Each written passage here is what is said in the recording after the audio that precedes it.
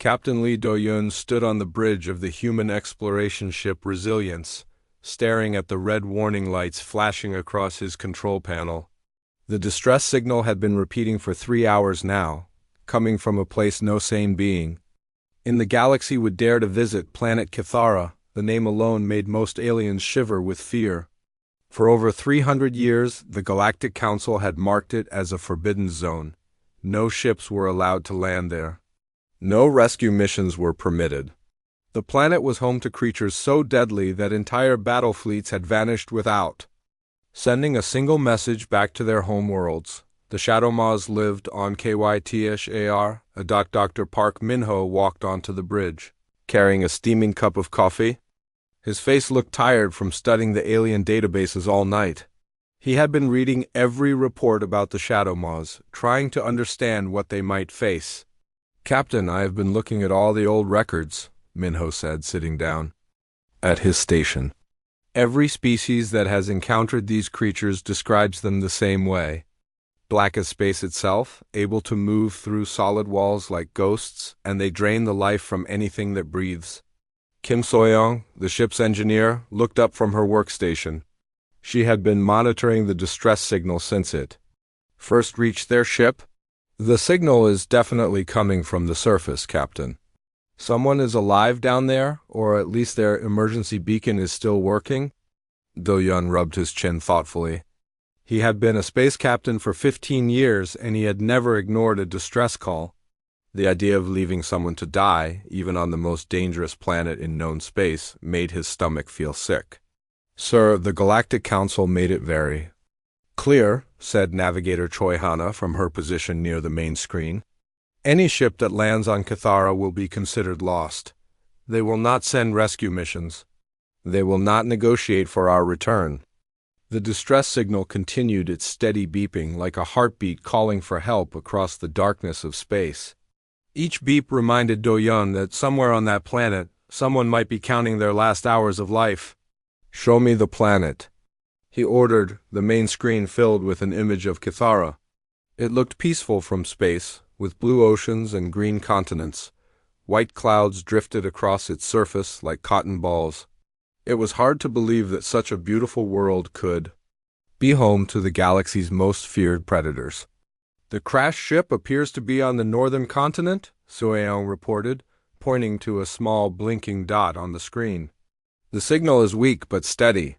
Whatever happened to them, their emergency systems are still working." Min-ho pulled up more files on his computer. "According to these reports, the Shadow Maws are most active at night. They seem to avoid bright sunlight. If we land during the day and work quickly, we might have a chance to rescue whoever is down there." "Might have a chance," repeated Hannah with a nervous laugh. "Captain, these creatures have killed thousands of beings. The Zeltran Empire lost an entire research fleet trying to study them. The Corvan military sent their best soldiers, and not one came back alive." Do-yun looked around at his crew. They had been together for 3 years, exploring the outer edges of human space. They had faced dangerous storms in space, hostile alien wildlife on unexplored planets, and equipment failures. That could have killed them all. But they had always trusted each other, and they had always helped anyone who needed it. "I cannot ignore a distress call," he said finally. "It goes against everything I believe in. If there is even a small chance that someone is alive down there, we have to try." The bridge fell silent except for the steady beeping of the distress signal. Everyone knew the captain was right, but they also knew they might be flying toward their deaths. "What do we know about the ship that crashed?" asked Soyoung. Minho checked his files again. "The signal pattern matches an Andorian research vessel. They were probably studying the planet from orbit when something went wrong. The crash happened about 2 days ago." "2 days," whispered Hana. "If anyone survived the crash, they have been hiding from those creatures for 2 whole days." Do-yun made his decision.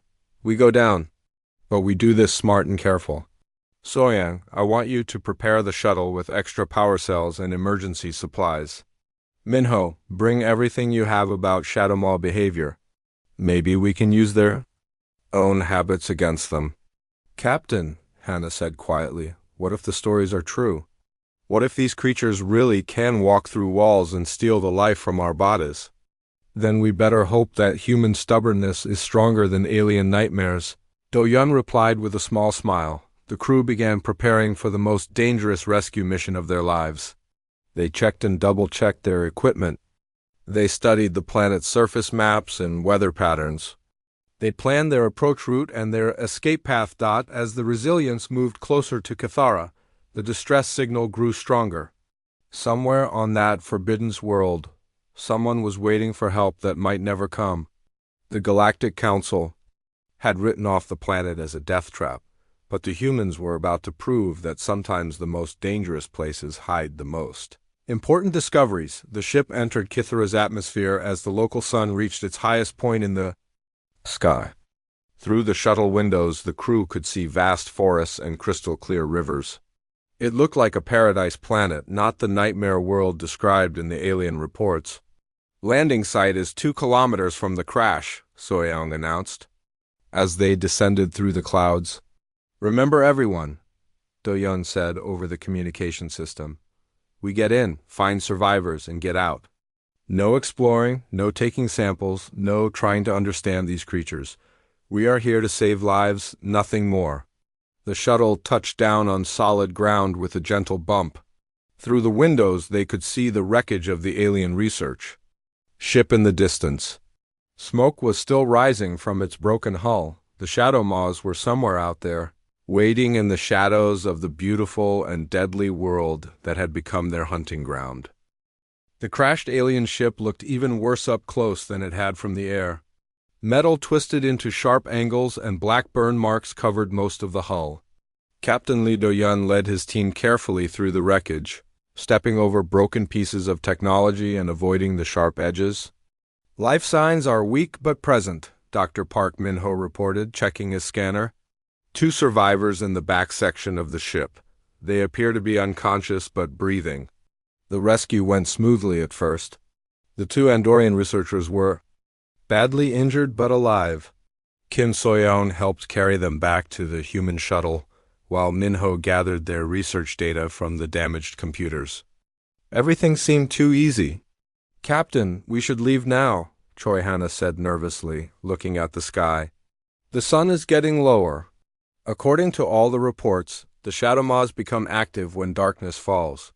Do-yun nodded and ordered everyone back to the shuttle. They had what they came for. The injured aliens were safe, and they had avoided any contact with the deadly creatures. It should have been a perfect rescue mission, but as they loaded the last of the equipment into their shuttle, something went wrong. The engine made a grinding noise and then went completely silent. Soyoung ran to check the problem while the others secured the rescued aliens in the medical bay. Bad news, Captain, Soyoung called out after several minutes of work. Something damaged our main power coupling during landing. I can fix it, but it will take at least 3 hours. Everyone looked at the setting sun. 3 hours meant they would be stuck on the planet well after dark. They would have to face the shadow maws. Can we contact the main ship? Do-yun asked. Hannah tried the communication system several times but shook her head. The planet's magnetic field is interfering with our signals. We are on our own until we get back to orbit. As the last light disappeared from the sky, the team prepared for the worst. They sealed the shuttle doors and activated all their defensive systems. Min-ho studied the Andorian research files they had recovered, hoping to find useful information about shadow maw behavior. According to these notes, the creatures are attracted to strong emotions like fear and anger, he reported. The Andorians were trying to study them from a distance when something went wrong. Their equipment malfunctioned, and the shadow maws detected their panic. So we stay calm? Do-yun said. No sudden movements, no loud noises, and no panicking. They did not have to wait long. Around midnight, something moved outside the shuttle. Through the small windows, they could see a shape darker than the night itself. It seemed to flow like liquid shadow, changing form as it moved closer to their ship. There, whispered Hannah, pointing to the main window. Do you see it? The shadow maw was enormous, at least 3 meters tall and twice as long. Its body looked like it was made of living darkness, with no clear beginning or end. Two eyes glowed with a soft blue light, the only bright spots in its shadow form. Everyone held their breath as the creature approached their shuttle, according to every report they had read. This was the moment when the Shadow Maw would phase through their walls and drain the life from their bodies. They waited for death, but nothing happened. The Shadow Maw stopped outside their shuttle and seemed to study them through the windows. Its glowing eyes moved from one human to another, as if it was trying to understand what they were. There was intelligence in those eyes, not just animal hunger. "It's not attacking," Minho whispered in amazement. "Maybe it cannot see us clearly." "Through the shuttle walls," suggested So Young Dot, but Do-Yun noticed something else. "Look at its posture. It does not look aggressive, it looks curious." The creature tilted its massive head to one side like a dog trying to understand a new sound. When Hannah accidentally knocked over her water bottle, the Shadow Maw's head turned quickly toward the noise. But instead of becoming hostile, it seemed even more interested. "This does not match any of the reports," Minho said, checking his files again. "Every other encounter describes immediate attacks. This one is just watching us." Hours passed, and the Shadow Maw remained outside their shuttle. Sometimes it would move around their ship, always keeping its distance. Sometimes it would lie down, like a giant cat resting in the moonlight. But it never tried to attack or enter their vessel. As dawn approached, Hana made a discovery that changed everything. She had been eating her emergency food rations when she accidentally dropped a piece of protein bar near the window. The Shadow Maw immediately moved closer, its nose almost touching the glass as it tried to smell the food. "Look at that," she said quietly. "It's curious about our food." "Maybe they are not just predators," suggested Minho. "Maybe they have other needs too." Against all training and common sense, Captain Do-Yun made a decision that would change the course of galactic history. He opened the shuttle's external food disposal hatch and dropped a full ration pack outside. "Captain, what are you doing?" Soyao asked in shock. "Testing a theory," he replied. The Shadow Maw approached the food package slowly and carefully. Instead of the violent feeding that reports described, the creature gently sniffed the package. Then, to everyone's amazement, it carefully opened the wrapper with what looked like delicate claws and tasted the food. The creature's reaction was not what they expected. It did not devour the food hungrily. Instead, it seemed to savor each bite, like someone tasting a new flavor for the first time. When it finished eating, the Shadow Maw looked back at the shuttle and made a sound that was almost musical. "Did it just say thank you?" asked Hannah in disbelief. The creature then did something that no Shadow Maw had ever been reported doing. It lowered its massive body to the ground in what looked like a bow. Its glowing eyes dimmed to a soft, gentle light, and it remained in that position for several minutes. "I think it's showing respect," Do-Yun said quietly. "Or maybe gratitude." When the sun rose fully, the Shadow Maw slowly retreated into the forest. But before it disappeared completely, it turned back toward the shuttle one more time. The look in its glowing eyes was not threatening or hungry. It was hopeful. So Young finished repairing the shuttle just as the creature vanished into the shadows of the trees. The team prepared to leave Cathara, but they all knew something important had happened. They had made contact with the galaxy's most feared predator, and instead of death, they had found intelligence and curiosity. The galaxy was about to learn that sometimes the most dangerous reputation can hide the most misunderstood heart. Captain Lee Do-Yun could not stop thinking about the Shadow Maw during the flight back to the main ship. The creature's gentle behavior and intelligent eyes kept replaying in his mind. Everything they had been told about these beings seemed wrong. "Captain, the rescued Andorians are awake," Dr. Park Minho reported as they docked with the Resilience. "They want to speak with you immediately." The two Andorian researchers, Kelver and Jaina, were sitting up in the medical bay despite their injuries. Their purple skin was pale from blood loss, but their large eyes were bright with excitement and fear. "You must listen to us," Kelver said urgently, grabbing Do-Yun's arm with a shaking hand. "Everything the galaxy believes about the Shadow Maws is completely wrong. They are not killers, they are victims. Jaina nodded weakly from her medical bed. We discovered the truth during our research. The shadow maws only attack when they sense hostile intentions. Every species that encountered them came with weapons and fear. The creatures were only defending themselves. What do you mean? Asked Kim Sim-soe, who had joined them in the medical bay. The shadow maws are empathic beings, Kelver explained. They can feel the emotions and intentions of other creatures around them. When explorers land on their world, carrying weapons and expecting violence, the shadow maws respond to that hostility. Minho pulled out his scanner and began recording the conversation. So they were never predators at all? No, said Jaina. They are highly evolved beings with abilities we barely understand. They can sense truth from lies, peace from aggression, and love from hatred. For centuries, they have been attacked by species who feared their power. This explained everything. The creature outside their shuttle had sensed that the humans meant no harm. When Do-yun offered food instead of violence, the shadow maw recognized the gesture of friendship. There is more, Kelver continued. Before our ship crashed, we discovered ruins on the planet. Ancient structures that suggest the shadow maws once had a great civilization. They withdrew from galactic contact because they grew tired of being hunted and feared. Do-yun made a decision that would change his life forever. We are going back. Captain? Troy Hanna looked at him in surprise. If what the Andorians say is true, then we have a chance to make history. We could be the first species to establish peaceful contact with the shadow maws. The crew spent the next several hours studying the Andorian research data. They learned that shadow maws communicated through emotional energy patterns rather than spoken words. Their ability to drain life energy was actually a defensive mechanism that activated only when they felt threatened. Look at this, Minho said, pointing to a section of the research notes. The shadow maws have been trying to communicate peacefully.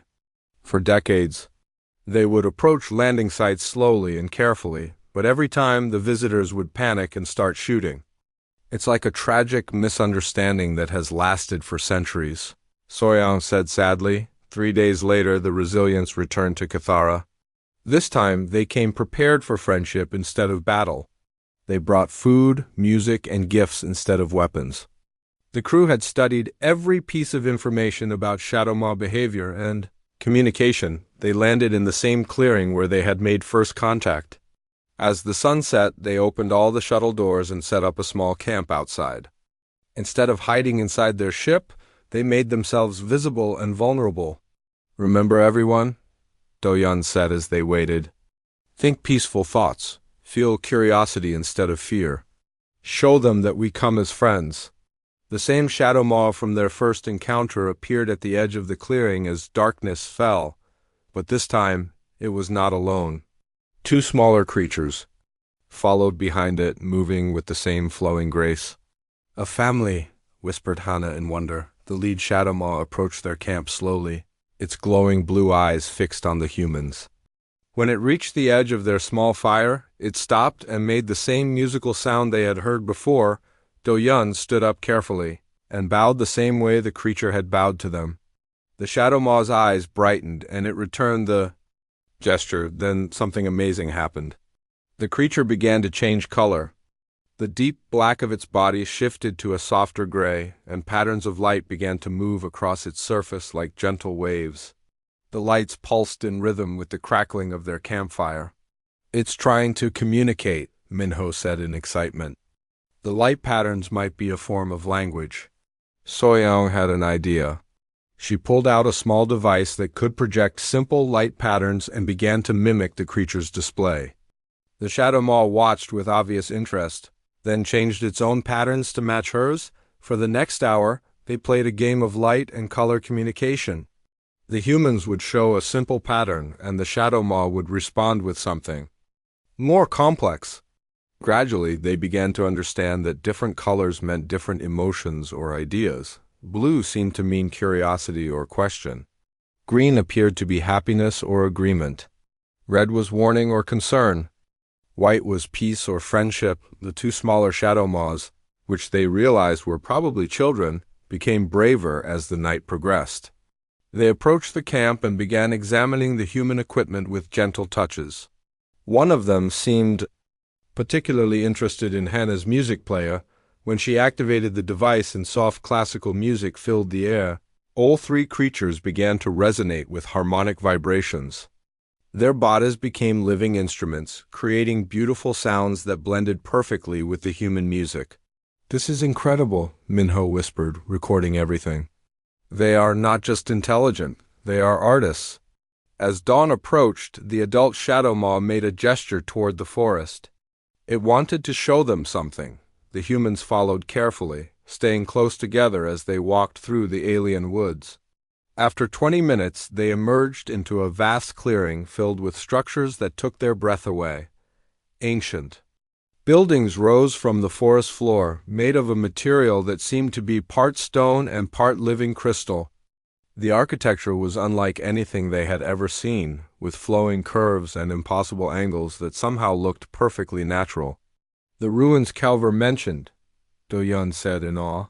The Shadow Maw led them to the largest structure, a beautiful building that looked like a library or temple.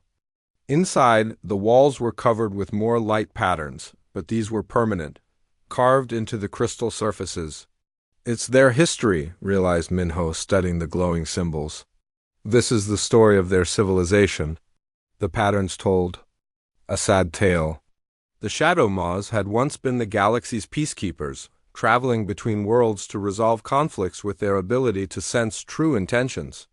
But as they encountered more aggressive species, they became feared and hunted.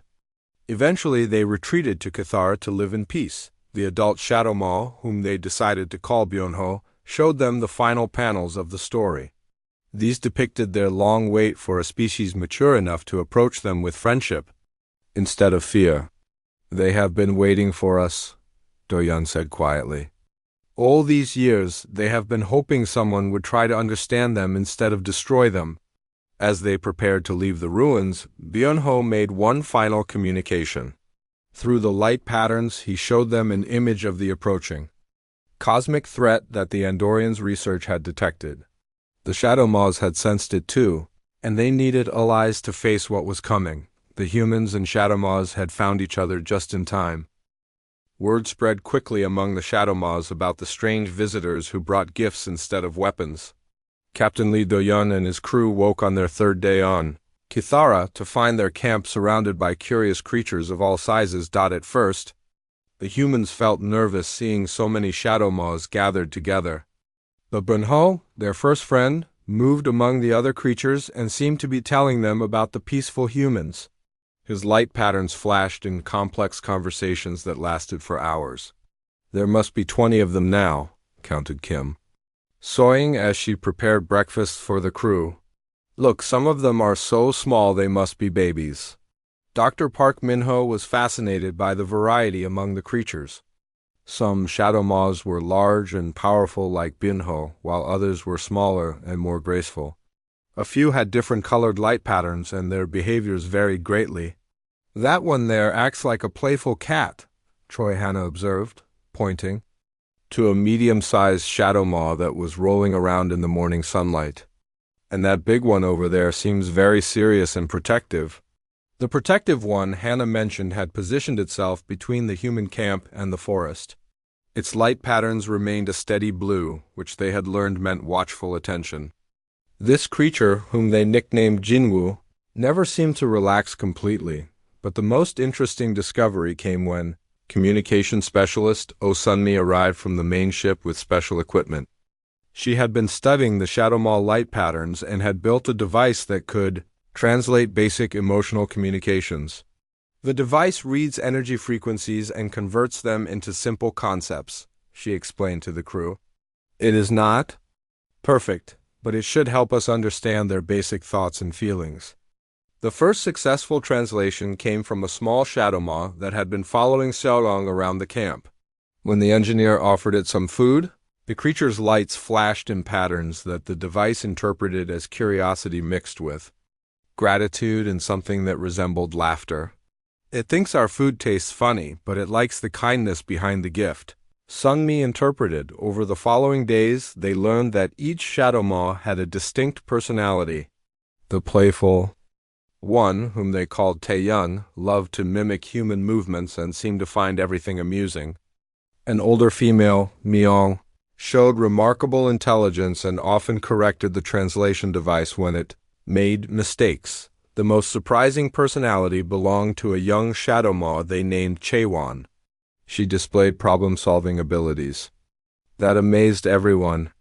When Soyang was having trouble with a broken piece of equipment, Chaewon watched for several minutes, then used her ability to phase through matter to fix internal components that human hands could not reach.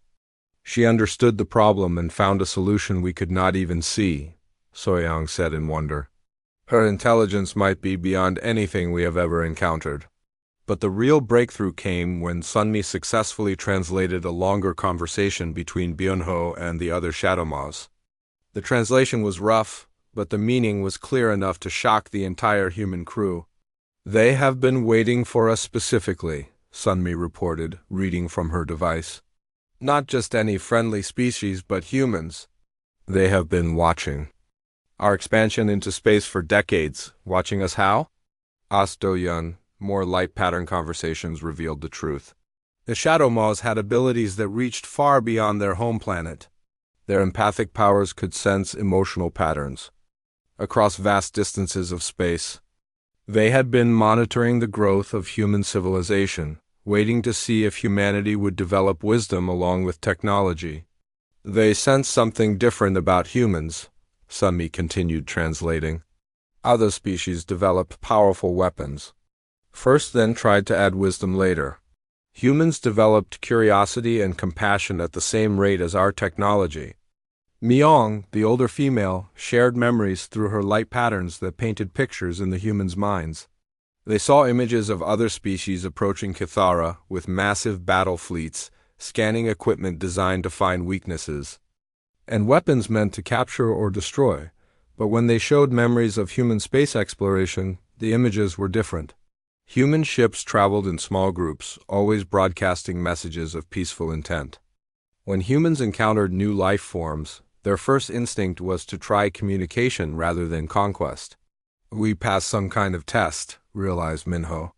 "They have been evaluating different species for centuries, looking for ones mature enough to be trusted with their friendship." The Shadow Maws revealed more of their history through shared memories. They had once traveled among the stars, serving as mediators in conflicts between different worlds. Their ability to sense true intentions made them perfect peacekeepers. But as the galaxy became more violent and fearful, they withdrew to protect themselves and their families. "Look at this memory," Sunmi said, watching the translation device carefully. "They are showing us something about a great danger approaching from deep space." The shared memory was terrifying. Something vast and hungry was moving through the empty spaces between galaxies, consuming everything in its path. It existed partially outside normal space and time, making it nearly impossible to detect with regular technology, but the Shadow Maws could sense it through their empathic abilities. The approaching entity radiated an enormous emotional signature of loneliness and endless hunger. It had been traveling for millions of years, seeking something it could never seem to find. "The creature will reach our galaxy in less than 6 months," Byunho communicated through increasingly urgent light patterns. "When it arrives, it will begin consuming star systems to feed its hunger. Nothing we have tried can stop it." The reason the Shadow Maws had been waiting for humans became clear. Human creativity and determination, combined with Shadow Maw empathic abilities, might be the only hope of finding a solution that pure technology or pure empathy alone could not achieve. Chaewon approached Do-yun and projected a complex light pattern directly at him. For a moment, the captain felt a strange sensation as if his mind was touching something vast and alien. In that brief contact, he understood what she was trying to tell him. The cosmic entity was not evil. It was lost and alone, consuming worlds, because it did not know how to connect with other forms of life. If they could find a way to communicate with it, to show it friendship instead of fear, they might be able to save not only their galaxy but the creature itself. "We need to contact the Galactic Council," Do-yun said finally. They need to know about this threat, and they need to understand that the Shadow Maws are our allies, not our enemies.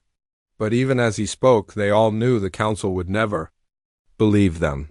For 3 centuries, the galaxy had feared the Shadow Maws. Changing that fear into trust would be almost as difficult as stopping a cosmic destroyer. The pack of Shadow Maws gathered around the human camp as night fell, their bodies glowing with soft, peaceful light.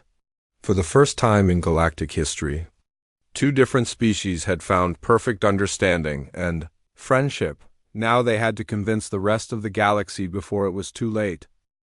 The emergency message from Captain Lee Do-yun reached the Galactic Council headquarters on Zentara Prime 3 days later. Within hours, every major government in known space was demanding answers. Humans had violated the oldest and most sacred law in the galaxy by landing on Kithara, Council member Vorthak, a tall reptilian being with scales that changed color when he was angry, stood before the Great Assembly Hall. His scales were currently a deep red, showing his rage to everyone present. For 300 years, no species has been foolish enough to ignore our warnings about the Shadow Maw world, he declared to the packed chamber. These humans have not only landed on the Forbidden Planet, they claim to have made friends with the galaxy's most dangerous predators. The chamber erupted in nervous chatter. Representatives from dozens of different worlds whispered to each other in fear and disbelief. The idea of anyone befriending Shadow Maws seemed impossible to most of them. Furthermore, Vorthak continued, these humans now claim that a cosmic entity threatens our galaxy, and they want us to trust creatures that have killed thousands of our citizens over the centuries. Meanwhile, on Kithara, Do-yun and his crew watched the council proceedings through their communication system. They had expected this reaction, but it still hurt to see their discovery dismissed so quickly. They are not even listening to the evidence, said Dr. Park Min-ho, frustrated. We have recordings, translations, and proof that the Shadow Maws are peaceful beings. Min-ho and several other Shadow Maws had gathered around the human camp to watch the broadcasts. Even without understanding the alien languages, they could sense the fear and hostility coming from the council members through their empathic abilities. The Council has made their decision, reported communications specialist Oh Sunmi, monitoring multiple channels. Admiral Creston is leading a battle fleet to Kithara. They plan to evacuate us by force and then destroy the Shadow Maws to prevent future contact. Kim So-young looked at the peaceful creatures surrounding their camp. Tae-yun was playing with some human tools, while Chae-won worked on improving their translation device. The idea of these gentle beings being destroyed seemed horrific. How long? Before the fleet arrives? Asked Do-yun. 2 days, Captain, replied Choi Hana, checking the tracking data. 12 battleships with enough firepower to turn this planet into burning rock. The humans faced an impossible choice. They could evacuate and abandon their new friends to certain death, or they could stay and become galactic criminals. Either way, the Shadow Maws would suffer for the crime of showing kindness to visitors, but the Shadow Maws had already made their choice. Byun-ho approached Do-yun and projected light patterns that needed no translation device to understand. The creatures would protect their first friends. No matter what the cost, within hours more Shadow Maws emerged from the forest than the humans had ever seen before. They came in groups of families, some carrying what looked like possessions or tools. By evening, over 200 creatures had gathered around the small human camp. They are not just protecting us, realized Min-ho, watching the organized way the Shadow Maws positioned themselves. They are preparing for war. The largest Shadow Maws formed defensive circles around the humans, while the smaller ones retreated to the ancient ruins where they would be safer. Chae-won and several other intelligent creatures began working on devices that the humans did not recognize but that glowed with the same energy as Shadow Maw light patterns. What are they building? Asked So-young. Sunmi worked frantically with the translation device as multiple Shadow Maws communicated at once. I think they are creating some kind of shield or barrier. They are combining their natural abilities with technology. The night before the fleet's arrival, Byun-ho shared a final set of memories with the humans. These showed the last time the Shadow Maws had been forced to defend themselves against a large military attack. The images were disturbing, showing creatures that had tried to remain peaceful finally unleashing their full power in desperation. "Captain," Sunmi said quietly after translating the memory, "I do not think the Galactic Fleet understands what they are attacking. The Shadow Maws have been holding back their true abilities for centuries. If they feel cornered, they might accidentally destroy the very people they are trying to protect." Do-yun made a decision that surprised everyone, including himself. "We fight alongside them." "Captain?" Hannah looked at him in shock. "These beings trusted us when every instinct told them that aliens meant death," he explained. "They welcomed us as family and shared their deepest secrets. If standing with them makes us criminals, then I would rather be an honest criminal than a coward who abandons friends." The crew voted unanimously to stay and help defend their Shadow Maw allies. They had brought peaceful exploration equipment, not weapons, but Soyoung began modifying their tools into defensive systems while Minho worked with Chaewon to improve the translation barriers. Admiral Creston's fleet arrived exactly on schedule. 12 massive warships that blocked out the sun as they descended through Kietra's atmosphere. The admiral himself was a proud military commander who had never lost a battle and had no intention of starting now, but as his ships approached the human landing site, his sensors began detecting readings that made no sense. The area around the small human camp was generating energy signatures unlike anything in galactic databases. "Sir, we are detecting over 300 life forms surrounding the human position," reported his tactical officer. "But they do not match any known Shadow Maw readings." "Show me visual confirmation," ordered Creston. The main screen filled with an image that stunned everyone on the bridge. The humans were not cowering in their ships or begging for rescue. Instead, they were standing openly among hundreds of Shadow Maws, in what looked like a unified defensive formation, but these were not the savage creatures described in military reports.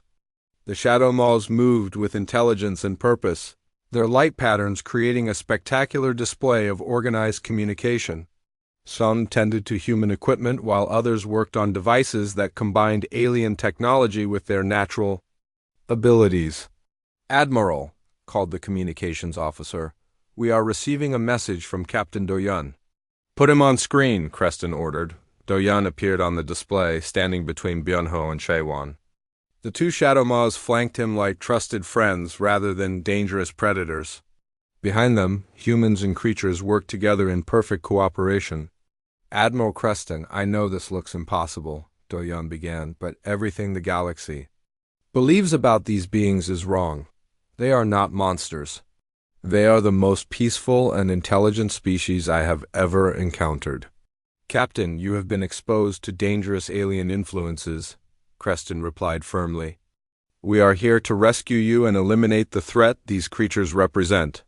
"The only threat here is the cosmic entity approaching our galaxy," Do-yun countered. "The Shadow Maws detected it months ago. They have been trying to find allies to help stop it before it consumes every world we know." Creston had orders from the Galactic Council. The Shadow Maws were to be destroyed and the humans evacuated. But seeing the peaceful cooperation between the species made him doubt everything he had been told.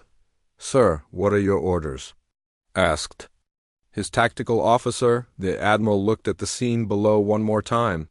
Humans and Shadow Maws working together, children of both species playing near each other, and an atmosphere of friendship that challenged 3 centuries of fear. "Hold position," he ordered finally. "I need to see more evidence before we take any irreversible actions." On the planet's surface, both humans and Shadow Maws felt a moment of hope. They had not won the confrontation yet, but they had earned enough time to prove their friendship was real. The fate of 2 species now depended on changing the mind of one military commander and the entire galaxy that stood behind him. Admiral Creston's decision to wait and observe gave Captain Lee Do-yun the chance he needed to prove the truth about the Shadow Maws. For 3 days, the Galactic Fleet remained in orbit while their sensors recorded every interaction between humans and the creatures. The evidence was impossible to ignore. Children from both species played together safely. Shadow Maws helped repair human equipment while humans shared food and medical supplies with injured creatures. Most importantly, the translation device clearly showed that the aliens were desperately trying to warn about the approaching cosmic threat. But the proof Admiral Creston needed came in a way nobody expected. On the fourth day, every Shadow Maw on the planet suddenly stopped what they were doing and looked toward the sky. Their light patterns flashed urgent warnings as their empathic abilities detected something terrifying approaching from deep space. Captain Do-Yun, we are reading massive energy signatures at the edge of our solar system, reported the fleet's science officer. Something enormous just appeared from hyperspace. The cosmic entity had arrived 2 months ahead of schedule through the fleet's telescopes. They could see it clearly for the first time. The creature was larger than most moons, a writhing mass of dark energy that seemed to bend space around it. As they watched in horror, it began consuming the outer planets of the system, converting solid matter into pure energy to feed its endless hunger. Admiral, that thing will reach the inhabited worlds in less than 6 hours, calculated the tactical officer. Our weapons are designed to fight ships and stations. We have nothing that can damage something that size. On the planet's surface, Bianho and the other Shadow Maws were communicating frantically through their light patterns. The translation device worked overtime as Osunmi tried to keep up with their rapid conversations. They have a plan, she reported to Do-Yun, but they need our help to make it work. What kind of plan? Asked Dr. Park Min-ho. Through the combined efforts of all the Shadow Maws present, a complex image formed in the humans' minds. They could see the cosmic entity not as a destroyer, but as a lost and lonely consciousness that had been wandering the universe for millions of years. It is not evil, Sunmi translated as Chaewon projected detailed emotional patterns. It consumes worlds because it does not know how to connect with other forms of life. It has forgotten how to communicate or form relationships. So what do they want us to do about it? Asked Kim So-young. The answer came from Bianho himself, who approached Do-Yun and placed one shadowy appendage gently on the captain's shoulder. Immediately, Do-Yun's mind filled with understanding. The Shadow Maws could sense the entity's emotional core across vast distances, but they needed human technology to amplify and focus their empathic abilities.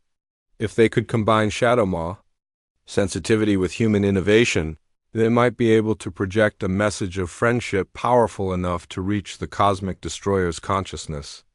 It is like trying to talk to someone who has been alone for so long they have forgotten what friendship feels like, Do-Yun explained to his crew. We need to remind it.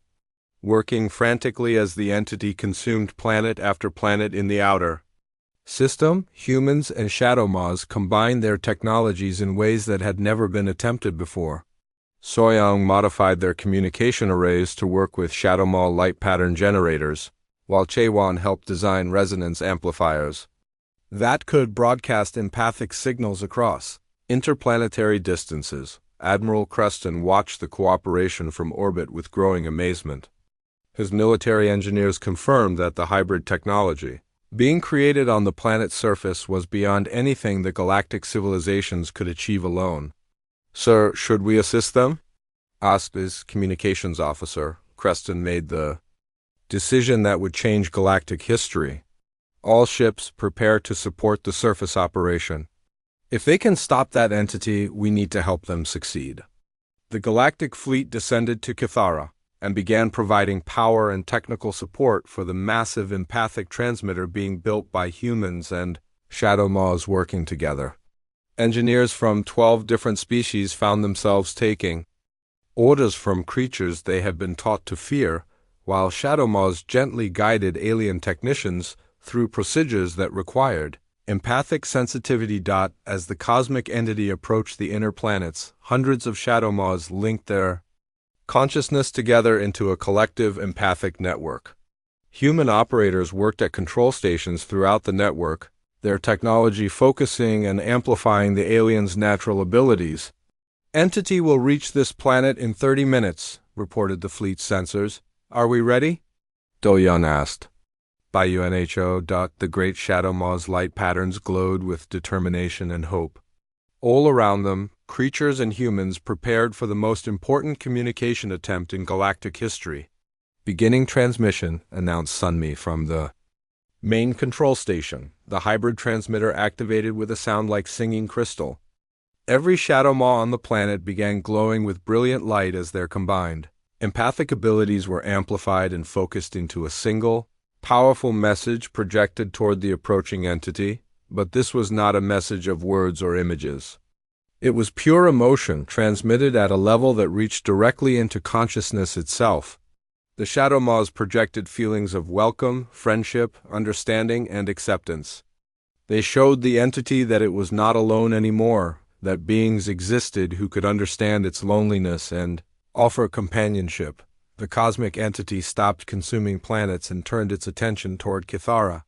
For several terrifying minutes, everyone thought the transmission had only attracted its hunger to their world, but then something miraculous happened. The entity began to change. Its dark, writhing mass started to stabilize and take on more defined shapes.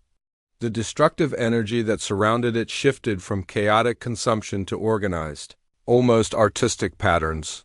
Through the empathic link, they could feel the entity's consciousness awakening to possibilities it had forgotten.